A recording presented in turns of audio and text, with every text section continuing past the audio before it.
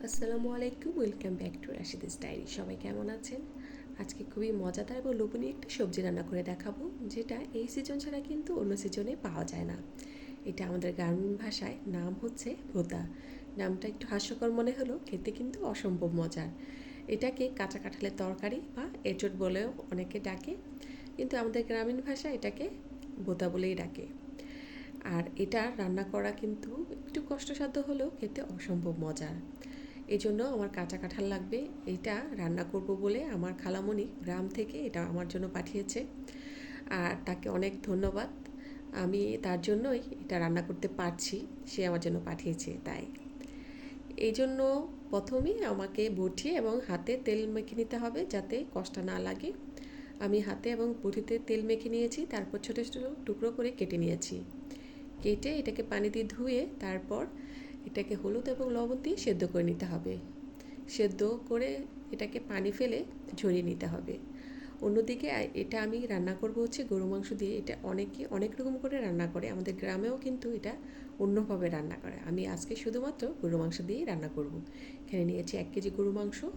তারপর এটাকে ধুয়ে উপরে দিয়ে দিয়েছি পেঁয়াজ কুচি, হলুদ গুঁড়ো, মরিচ গুঁড়ো, গরম মশলা, আদা রসুন বাটা দিয়েছি আমি এখানে, তেল এবং লবণ। এগুলো দিয়ে ভালোভাবে মাংসটাকে মাখিয়ে নিতে হবে। মাংস আমরা সবাই রান্না করতে পারি, তারপরও এই রান্নাটার জন্য গরু মাংসটা আগে রান্না করে নিতে হবে।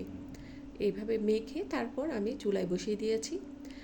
মাংসটা যখন কষিয়ে পানি শুকিয়ে যাবে তখন আমি এখানে আরেকটু পানি দিয়ে দিয়েছি এবং আগে থেকে ভেজানো আমি এখানে বুটের ডাল নিয়েছি, সেটাও দিয়ে দিয়েছি।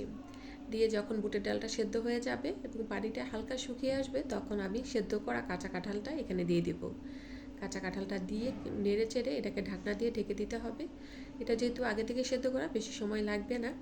তারপর আরেকটু পানি দিয়ে এটাকে বলক আসা পর্যন্ত আমাকে রান্না করে নিতে হবে। রান্না হয়ে গেলে আমি অন্য একটা পাত্রে আমি এখানে যেহেতু বাগার দিব তাই আমি পেঁয়াজ এবং রসুন কুচি নিয়েছি। তেল দিয়ে আমি পেঁয়াজগুলো ভেজে নিয়ে এখানে কাঁচা কাঁঠালের উপরে দিয়ে দিয়েছি।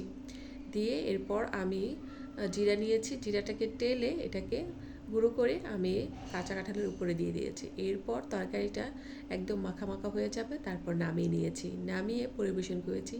এই কাঁচা কাঁঠালের তরকারি কিন্তু আমাদের গ্রামে অনেকগুলো একসাথে রান্না করে এবং সবাই মিলে খায়। আমিও কিন্তু অনেকগুলোই রান্না করেছি, রান্না করে কিন্তু সবাই মিলেই খেয়েছি। এই রান্নাটা যে এত মজা! এই তরকারিটা খেতে কিন্তু ভাত লাগে না, এটা কিন্তু এমনিই দুপুরবেলা রান্না করে এক বাটি করে কিন্তু সবাই খেয়ে ফেলতে পারে। খেতে অসম্ভব মজার। আর আমার ভিডিওটা যদি ভালো লাগে লাইক কমেন্ট শেয়ার করবেন।